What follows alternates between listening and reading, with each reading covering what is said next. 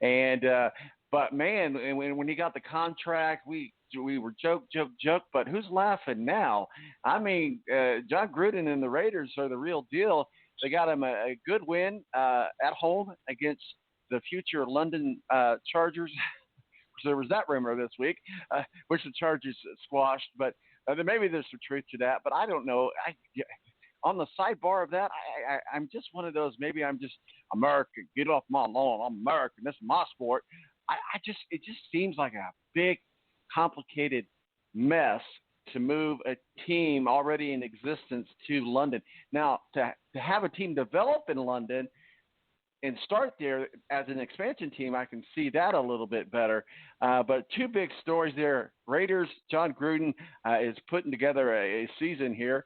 And the rumor mill, again, is my favorite thing to say. It gives us content on the show, and that's the Chargers going to London. What are your thoughts?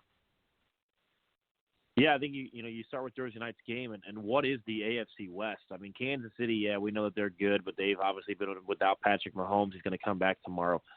Oakland has been an up-and-down team, and they're almost a different team each week. They put together 2 straight weeks. They played well against the Texans in a loss, but got blown out to the Packers a few weeks ago. Derek Carr finally finding his strengths and finding his rhythm this year. If you think about the Chargers, I mean, who are they? We don't know who they are. Are they the team that looked so good against the Packers, edged out a win over the Bears 2 weeks ago, and then they go in and they lose? I mean, they've lost some pretty close games after beating the Colts. But man, I don't know exactly who the Chargers are right now. I'm not exactly sure how the Raiders are. You look at the standings right now and the AFC West, and you say, okay, Kansas City, 6-3, okay. But if they have one more slip up and Oakland wins another game, all of a sudden they're both 6-4, and Oakland's got a chance to do something in this division. My problem with Kansas City is they're just 2-3 at home. They're 4-0 on the road, while Oakland plays very well at home. Yeah, I mean, I know that Oakland, the Raiders, about to move to Vegas. Will they move the Chargers to London? I don't know. I don't know if Phillip Rivers would be able to afford to live over there with 14 kids, but it's certainly in the works, isn't it? Well, he certainly makes enough money that on the American side, we'll see how that translates into poundage. But let's walk around Lake Mo. We'll start with you. I mean, if you're one to believe in superstition and the Halloween stuff and all that stuff, Black Cat crosses the field. The Giants had the game against the Cowboys seemed to be in firm control, and the Black Cat incident happened, which, by the way, if you get a chance to YouTube the Westwood One audio of that and the play-by-play, and he's in the end zone, and he's tackled by some state troopers in the end zone. He's all confused. It was great. The tale of two cities after that cat story, it's funny to talk about, but you look at the New York Giants, and now they're on the road against the Jets, who have seen their share of Black Cats this year as well.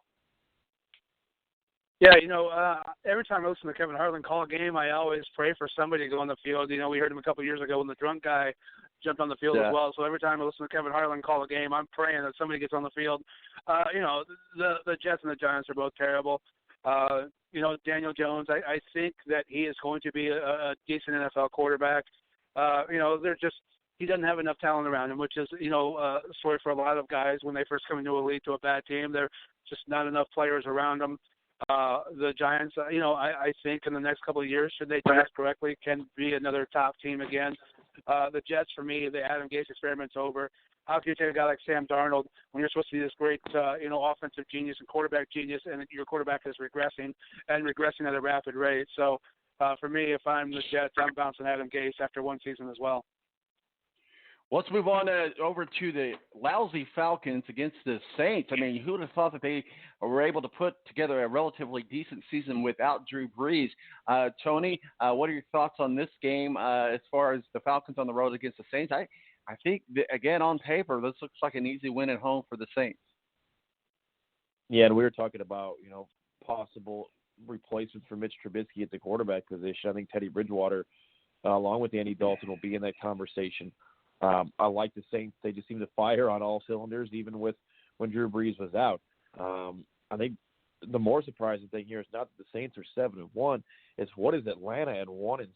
I mean, this is a team that was, once they were up 28-3 in the Super Bowl, that's the last thing that went right for the Falcons. I mean, You think about the blowouts to the Rams, they lose to the Seahawks, they get edged out by the Cardinals, the Texans drop 50 on them, Colts beat them here, they get blown out in Minnesota.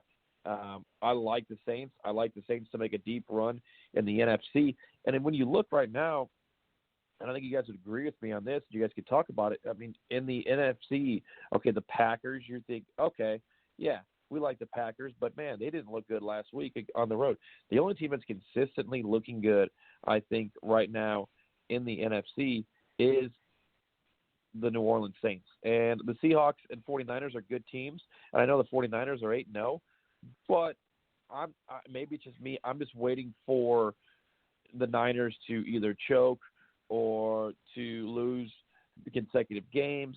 I know that the Saints are proven. I know the Saints can do it. I believe in that quarterback. I believe in that system. And we're going to see here next month when the Saints play the 49ers if the 49ers are the real deal.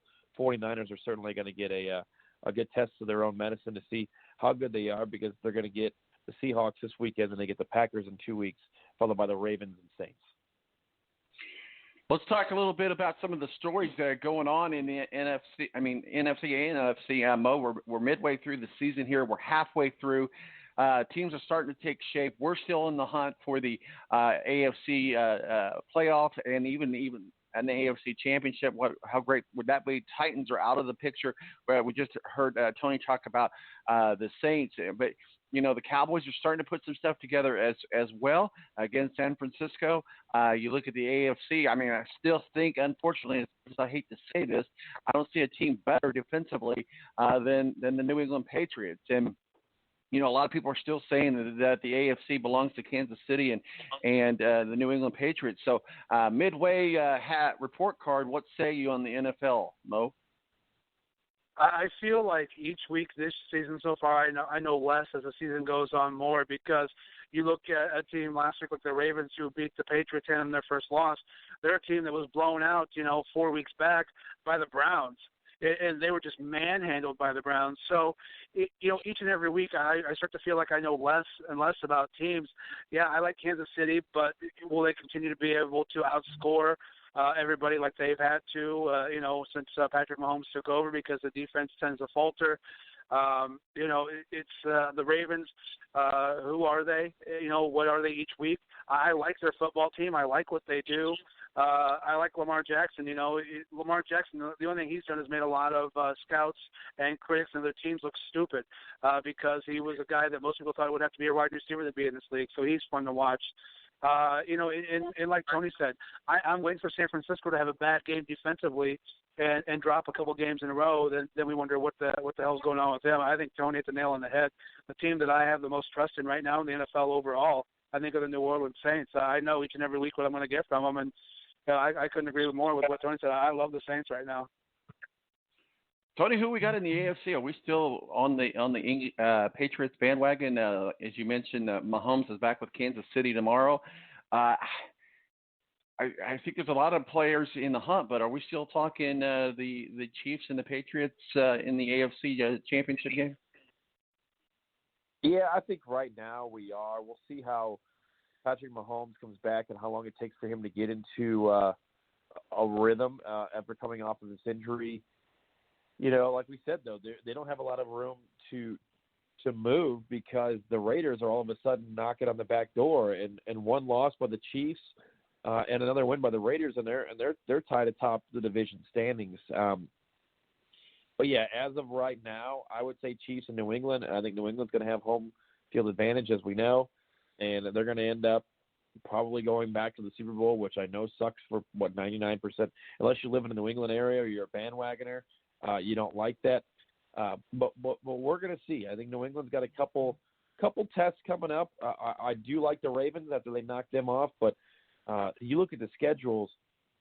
The Ravens sitting at 6-2. They got to play the Texans, the Rams, and the 49ers 3 out of the next 4 weeks. So we're really going to learn a lot about the Ravens.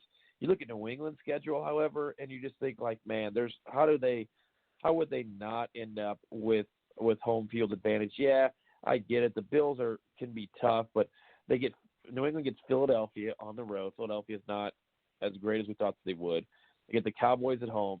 They get that game against the Texans, I think, is winnable. They beat the Chiefs. It may come down to that game on the 8th of December when they play the Chiefs, but they get that one at home. I like the Patriots to end up having home field advantage and more than likely, unfortunately, going back to the Super Bowl.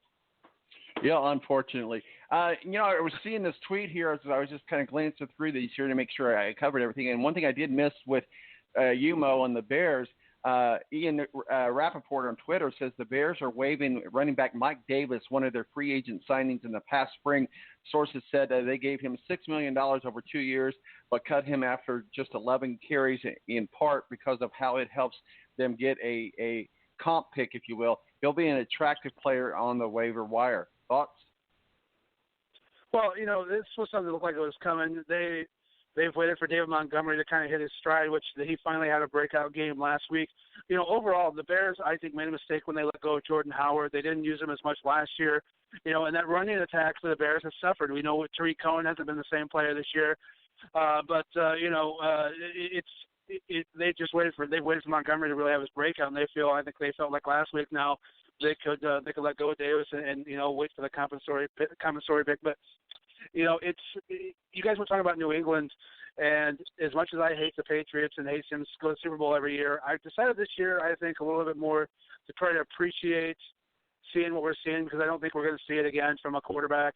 So as much as I despise the Patriots and wish bad things upon them every night before I go to bed, I think I'm going to try to sit back and enjoy what could be the final ride for the Patriots. And, very rarely in sports and in your lifetime do you get to see, dynasties like this. So as much as we hate it, maybe this year it'll be time to appreciate it one last time and hope this is finally it for the New England Patriots. I hope so, but gosh, darn it, don't we say that every single year?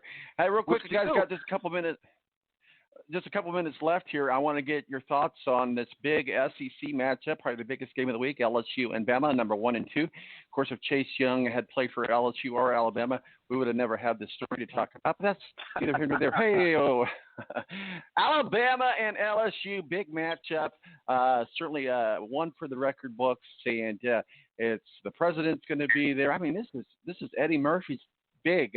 The president's on TV. I know that's a little bit outdated, you, Tony, so I apologize for that. That's an old man joke. There used to be a bit on that Eddie Murphy did. You have to Google, YouTube it. But the president's on TV. The president's on TV. Anyway, I digress. Tony, what are your thoughts, Alabama and LSU? Yeah, and I'll be interested to hear you guys' thoughts as well. You never want to lose a college football game. But it seems to me when you got a team ranked second and third, if you're LSU and you lose this game to move to 8-1, you're only going to slide to what, 5th in the rankings? And then you can win out because you get Ole Miss, Arkansas, and Texas A&M. So all of a sudden, you're sitting there at 10-1, but you don't have to go play in the SEC championship game. Alabama, if they win this game, they more than likely win out unless they lose at Auburn, which is possible, the last game of the year. But let's just say LSU loses today, Alabama wins out. Alabama would go to the SEC title game to take on what looks to be Georgia. If Georgia wins that game, then LSU's sitting there on conference championship weekend, resting, watching a game, and not playing, and could find themselves backdooring themselves into the college football playoffs. So you obviously want to win every game. I think Alabama will win today, but losing today is not the end-all, be-all for LSU. It could work out for them in the long run. We've seen it happen before. You make some very valid points there, but I just think a lot of people but you're right. If you're LSU and what's ahead of them, it makes good sense. And of course, they're not going to purposely lose, but it's not going to kill them if they lose. But to have that win against Alabama on your resume always looks good. Mo, what are your thoughts? Well, if you look at the teams, nobody who's a top 4 team has had a tougher schedule than LSU. They're a team that has conquered every big game so far this year. I agree with Tony that, a loss to LSU, I don't think even slides them out of the top 4. But, they not having to play in the SEC championship game. That's the only thing that bothers me, though. If you can't win your conference, I don't think you should play for a national championship. But it's the way the rules are. So LSU could have an easier path to a national championship than Alabama. But when you look at big games so far this year, LSU has come out and performed in every single one of them, and they've had a lot more than Alabama's had.